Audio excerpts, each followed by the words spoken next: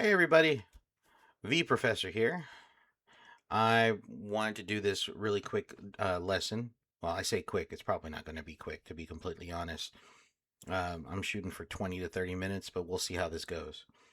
But I want to go ahead and jump into topic 1.1, which is developments in East Asia. Um, Before we get started, there's a couple of things that I do want to mention that you, the student, and if you're a teacher watching this and you've never taught World History AP, follow along. And if you're a student, please continue to follow along. There's a couple of things you're going to need. One, I would highly recommend that you go to the College Board website and you download the CED or the course exam description. This is going to outline the entire course for you. It's extremely important to know what's going to be not so much on the exam because nobody knows what's going to be on the exam, but it gives you a general idea of what needs to be covered and what you, the student or the teacher, need to be teaching in class. Second, get yourself a notebook, something to write with because, you're going to have to take notes. I hate to tell you this, but note taking is going to be extremely important because you need to understand specific concepts and be able to explain them in your own words and how you understand them. That's the important detail here. And we'll talk more about that as the, year progresses. If you're curious about what textbook I'm using, I've been teaching since 2016, and my favorite textbook to teach World History AP is using AMSCO. So I am using the new AMSCO or the recent AMSCO version, which is the AMSCO uh, AP World Modern to the Present from 1200 to the modern period. And it is a very, very good book. The way it breaks down the course and it follows along the CED pretty well as well. If you are going to be taking practice tests and stuff like that, or you're going to be looking for questions to work on, try to find stuff from 2018 to the present. Anything from 2017 and before, while it might look good, the course and the exam has changed dramatically since 2017. So keep that in mind. Okay, so let's go ahead and take a look at this particular slide if you're following along with me. This is going to be a breakdown of what you are expected to know by the end of this lesson. So again, this is topic 1.1, developments in East Asia. There are three themes that we're going to be focusing on: governance, cultural interactions and development, and economic systems. By the end of this course, you should be able to analyze the Song Dynasty's state building. You should be able to evaluate Chinese cultural influences on the neighboring regions. And lastly, understand Song China's commercialized economy. Those are the three things that you should have an understanding of. And if you don't, go back and watch the video, take a little bit of study, but also please participate in some of the questions. Try to practice on a sheet of paper in front of you. If you have a textbook, use the textbook to support you out. I don't know what textbook you might be using, but it's always a good resource. Another good resource is to use the College Board website. I highly recommend teachers please use the College Board website. It's a really good resource. They have practice quizzes and other things of that nature. So the first thing that we're going to tackle is governance. Well, what is governance? What do we mean by governance? When we talk about governance, we are asking how the state or government ruled its territory and managed its people. What institutions did it use? Who exercised power? How did the government enforce its decisions?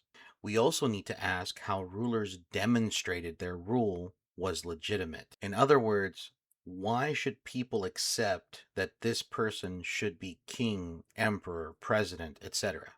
This is something very common that we're going to see throughout Unit 1 and moving into Unit 3 and I believe Unit 4, if I'm not mistaken. Now, before we dive deeper into the Song Dynasty, I want you to pause the video and I want you to think about this question. How does the United States government establish its legitimacy in the eyes of the people? How does the United States government establish its legitimacy in the eyes of the people? Hopefully, you paused it and you thought about it. There's a couple of possible answers that you may have come up with. Maybe the United States Constitution, maybe it's the elections, the rule of law, or one of the bigger concepts, the consent of the governed. This is something we will talk about and come back to in Unit 5. So keep that in the back of your head. So, in terms of the Song Dynasty ruled China from 960 to 1279. They emerged after the Tang Dynasty. There was a period of great political division that the Tang just could not maintain control over China, and so the Song took over. Now, the Song did not replace the government in its entirety from the Tang. In fact, they kept the government pretty much the same. They did a couple of changes, and we'll talk about those changes, but they pretty much kept everything the same. In AP World History, we call this continuity. This is something that remains the same. It's consistent. Okay? So the continuity that we are talking about here is that the Song kept the government the same. There was an emperor, there's a court, etc. There was also an exam that had been around for a while, and this exam made sure people could be part of the government, ensured that, they were the right people for the job. What the Song ultimately did was they expanded this exam. This is known as the civil service exam. This created bureaucrats and added to the bureaucracy or the functions of government. So let's talk more about the civil service exam, because this is actually pretty important, because the civil service exam ultimately creates what is called a meritocracy. So in other words, previously, the only way that you can get into government is that you had really solid connections. You had a family friend over at the house that you were really close to, or you were real close to the royal family, or whatever the case was, and the royal family really liked you and said, you know what, I will make you part of the government. I'll give you some type of official office. Okay. Now, the only problem with that is that when you have people like that coming into office spaces, they're generally not loyal to the emperor. They're generally loyal to their family, and there's a lot of corruption that can come from that. What the civil service exam does is that it takes those government offices that are within the bureaucracy or within the government itself and make sure that the people are, one, loyal to the government, and we'll explain how that works out, but then also, two, that they have the skills necessary to be part of it. Now, to be part of the government, you had to be able to read and write. That was the whole point of the exam. But did you understand the basic principle of Chinese philosophy, which was Confucianism? I talked about Confucianism in the refresher video. You should probably go back and check it out if you haven't seen it already. But a quick rundown of Confucianism is this. Confucian philosophy emphasized education, social order. That means everybody has a place within the social hierarchy, and respect for authority. And who's the person who has the authority? The emperor. So you have to respect the authority. It's grilled into you.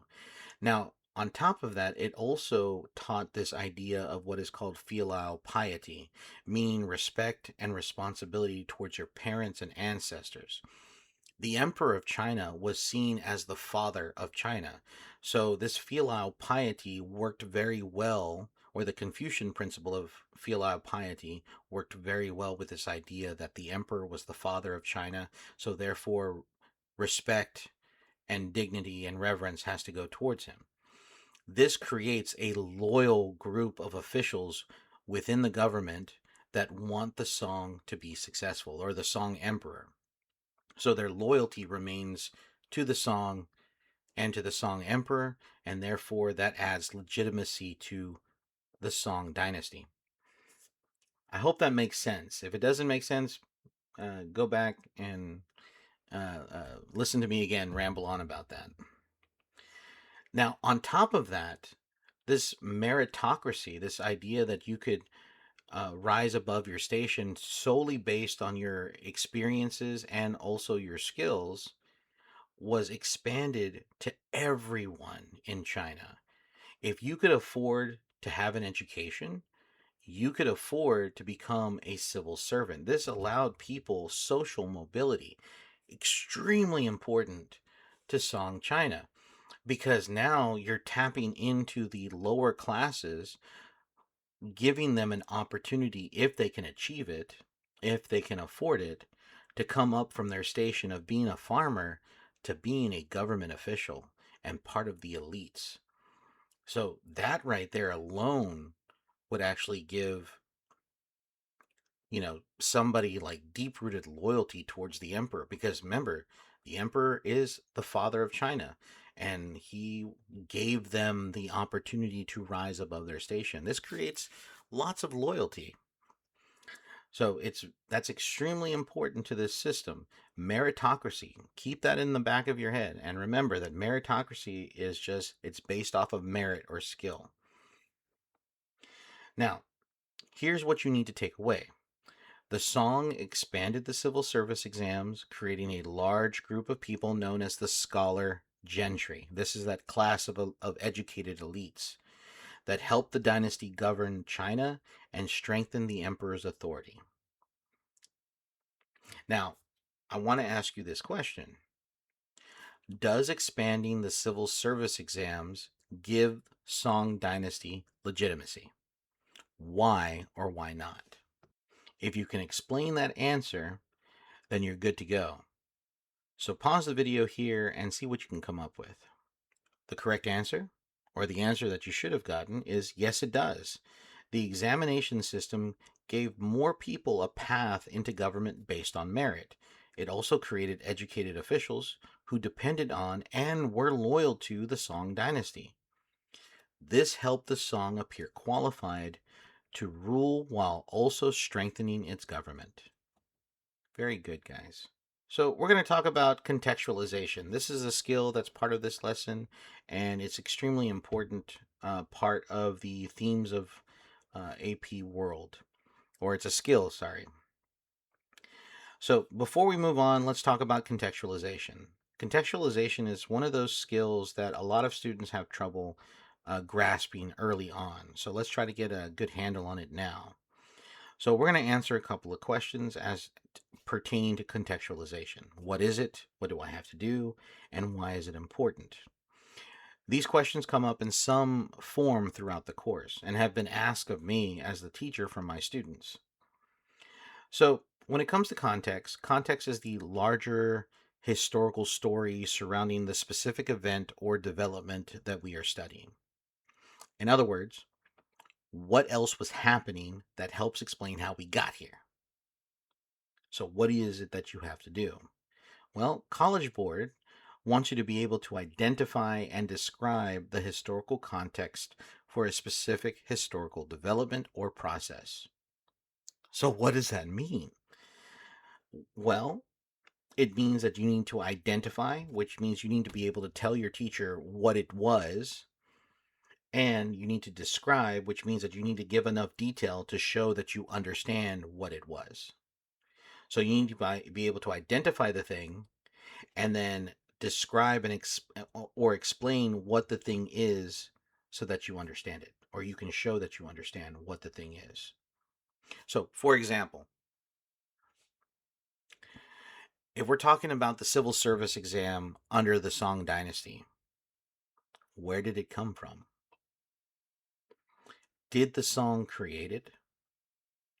If they didn't create it, where did it come from? And why did the Song expand it? How did it help them govern China? That information, answering those questions, that information places the Song exam system within the larger history of Chinese government and within that first theme that we are discussing. Now, why is context important? Well, that's pretty easy. Have you ever tried telling someone a story when they weren't there to see it, and you want them to give them you want them to give you their opinion, but then they stop and say, wait, I can't do that until I have some more context. The same principle applies to history. You need to understand the larger story before you can honestly explain why something happened or why it mattered. It's a useful skill if you ask me, and I will be asking you to give me context coming up really soon. So let's move on to the second theme, and this is cultural developments and interaction. There's a word here that we're going to take a look at called synchronization. Synchronization just means to adopt or adapt Chinese culture. So don't be scared of that particular word. Now, one thing that we need to understand about China, China was, I mean, compared to, as we know China today, it's a huge country today. But under the Song Dynasty, it's actually one third the size of what modern China is. Now, that's not to say that they didn't have a small impact. Absolutely not. China was the influencer throughout East Asia. And some prime examples that we're going to be taking a look at, we're going to be looking at Vietnam, Korea, and Japan. Now, also, if you're following along with the CED, there's also a section covering Buddhism, its core beliefs, and how it developed into three major branches. Now, I covered Buddhism in the refresher, but I will go over the three branches of Buddhism that we see towards the end of the video. There'll be a timestamp there if you want to jump to that section if you're curious, but I will go into it. So, if we take a look at Chinese culture, they had a bunch of key important exports that we will talk about. Paper money being one, magnetic compass, woodblock printing, silk, porcelain, and gunpowder. Those are huge technological advancements that China had and help influence its control within the region. But how do they do this? Well, they practice something called the tributary system. The tributary system pretty much allows neighboring states to come and pay tribute to the Chinese emperor, basically saying that we recognize that China is superior and we are, you know, we're not equals, but we're going to live in peace amongst you. We're not going to try to do anything bad towards you. And as long as, tribute is paid, China will respect the legitimacy of those other places. So having China as a trading partner was extremely beneficial towards you because that gave you access to all of the things that China had to offer. And like I said in the previous slide, paper money, the compass, woodblock printing, silk, porcelain, and gunpowder, those become extremely important when we start to talk about the Silk Road and the rise of certain states. So let's talk about Korea really quick. Now, Korea embraced this idea of centralized government. They liked the idea of Buddhism and also Confucianism. But they didn't really take to the meritocracy thing because the landed gentry or the landed uh, elites of Korea didn't like the idea of opening it up to peasants. So they kept a very strict hold on the government and the bureaucracy. They liked everything else, which was really great um, in some aspects for Korea. Eventually, Korea does accept or adopt its own writing systems and its own principles later, but China heavily influences the centralization of government in Korea and its adaptation to Buddhism and Confucianism. All right, so let's talk about Vietnam. Now, Vietnam is a little bit different, okay? Because, well, I want you to put in the back of your head Champa, the Champa Kingdom, which is part of Vietnam. We'll talk more about that in a second. But Vietnam had a very love hate relationship with China because Vietnamese culture at the time was extremely different to that of Chinese culture in this particular style. The Vietnamese adopted Chinese writing systems, architectural styles, Confucian ideas, and merit based bureaucracy, which is great. But they constantly rebelled against Chinese control. They did not like the idea of having Chinese officials in Vietnam calling the shots. This made it very difficult to centralize authority in Vietnam. And here's the reason why. There are several reasons as to why that this was an issue. So, Vietnam placed huge importance on the nuclear family. That's parents and their children. That's a nuclear family. China really emphasized the extended family. So, not so much, mom, dad, and the kids. It's mom, dad, the kids, grandparents, um, aunts, uncles, etc. On top of that, women in China did not have exactly that much uh, um, social mobility or social importance, but in Vietnam, women traditionally enjoyed greater independence compared to Confucian traditions in China. On top of that, Vietnamese villages were extremely independent.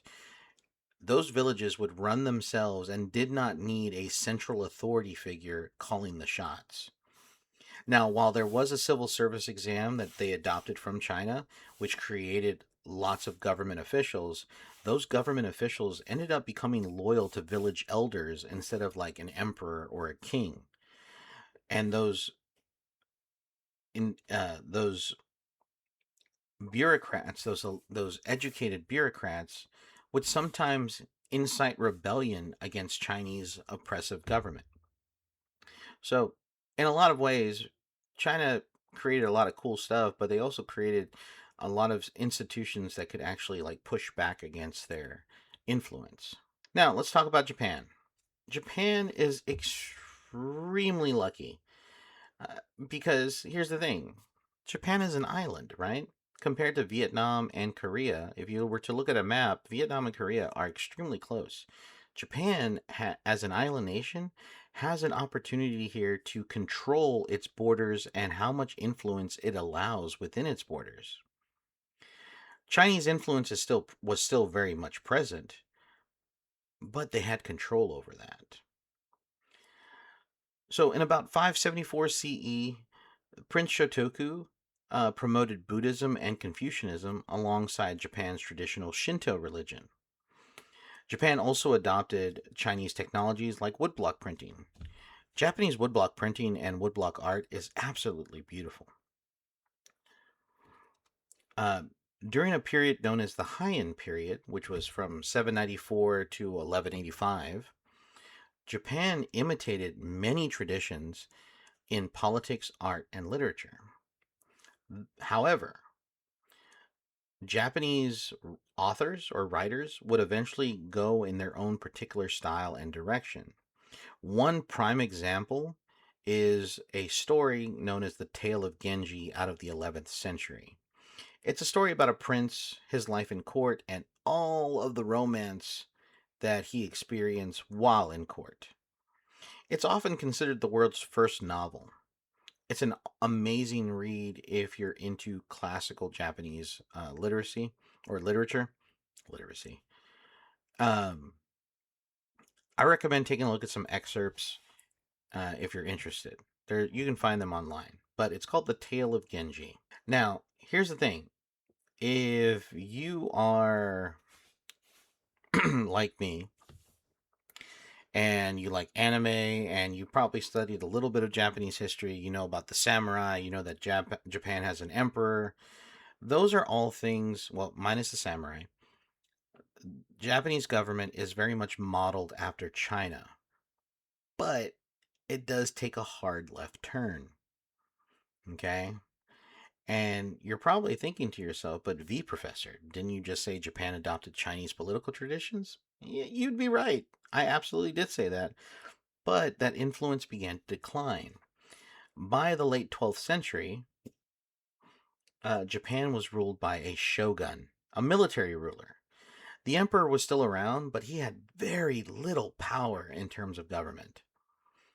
Japan experienced conflict between powerful aristocratic families and regional lords known as daimyo. It wouldn't be until the 17th century where the shoguns would actually create a strong central government. But we'll talk more about that.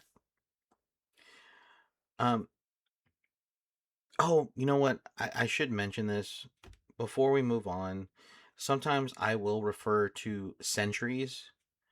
Just remember that a century is a period of 100 years. So when I say the 12th century, that's another way of saying the 1100s. It's always the number back one. All right. So like the 11th century would be the year, the 1000s, so on and so forth. I did mention this really quick thing. So Champa rice is extremely important because it does a couple of things. One, it's very fast ripening and it's drought resistant. This allows for a surplus of food to happen. And what I talked about in the Unit Zero refresher was that if you have a new source of food within the diet or abundance of food, you see a population explosion. And this is what happens to China. The Chinese population explodes over a period of 300 years or 3 centuries. They became 25% of the global population, they become roughly 40% just within 300 years. And this and it's not just champa rice that helped out, but it was irrigation systems, manure fertilizer, and heavy farming equipment like plows made from iron that help boom China's population.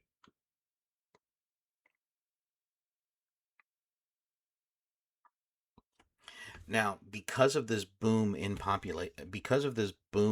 population, we don't need to have that many farmers working out in the fields.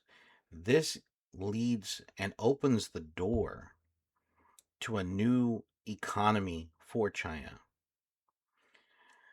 And this is what's called proto-industrialization. So, proto-industrialization is where you have rural communities producing goods that are going to be sold. Now, this is very important because we are talking about, you know, before the massive machines of the industrial age. The discovery of coal, or black earth as it was called in Song China, was helped to produce cast iron. That cast iron would eventually become steel because they would figure out how to remove the carbon materials from it. I won't go into details, but it's fascinating. And because of this, they were able to create steel that were able to make stronger tools, they were able to make religious items, and also use it for construction. Extremely important. On top of that, we start to see the rise of what are called artisans. That is a common term that we're going to hear. So, what is an artisan? An artisan is simply a skilled craft person. Okay? So, what is a craft person? It's someone who makes stuff. An artisan just makes a certain type of stuff really, really well. An artisan might produce steel, silk, or porcelain. Now, porcelain was extremely desirable because it was lightweight, it could be painted into vibrant colors, and be made into all kinds of things: vases, plates. If you've ever heard the term fancy china or fine china, this is a reference to porcelain. Porcelain was extremely, uh, not extremely, porcelain was seen as a symbol of wealth. If you had it and you had fine china within your home, you were pretty well off. The stuff's not cheap.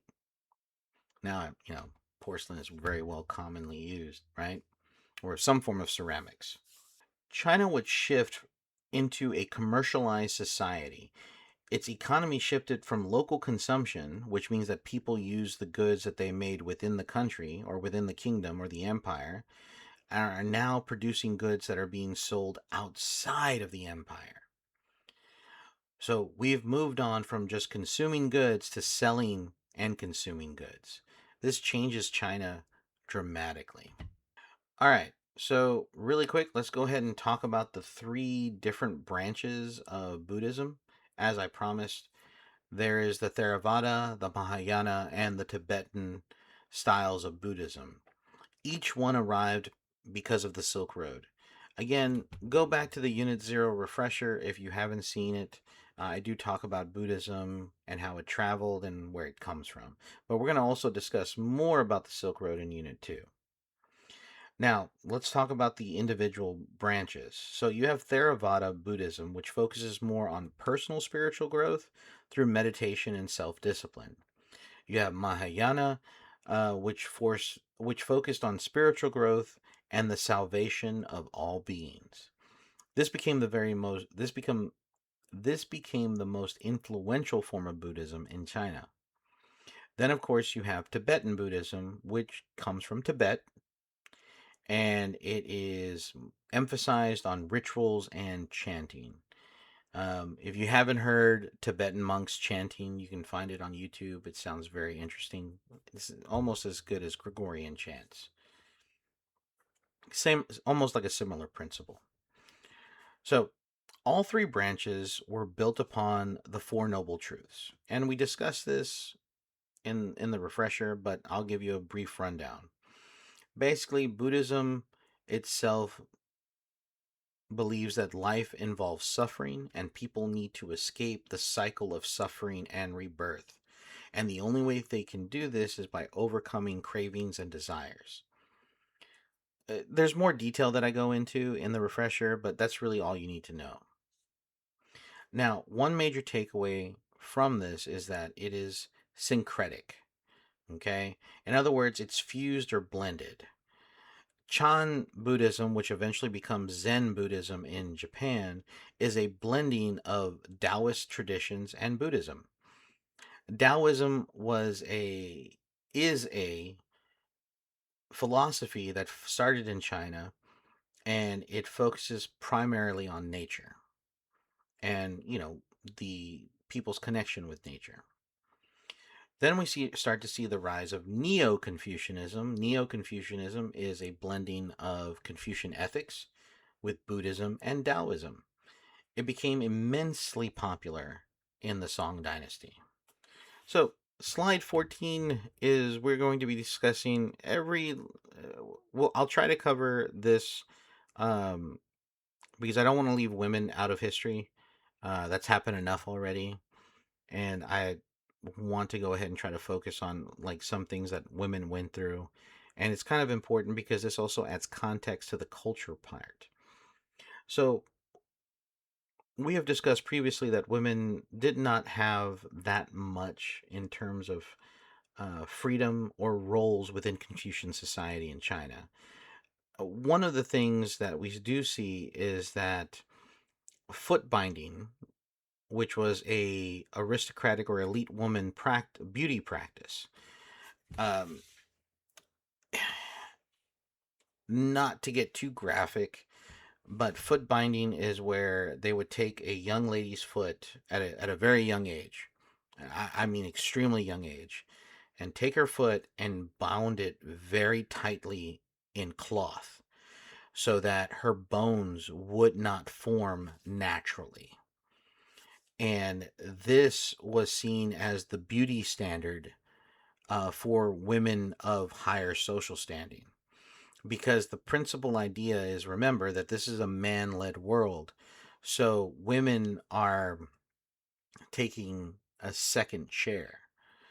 Women shouldn't have to work. Women shouldn't have to do a lot of things. If anything, they should just stay around the house, manage that. They don't need to go out into public. They don't need to do all of those things. Foot binding was a way of keeping women, for lack of a better term, in their place at the home.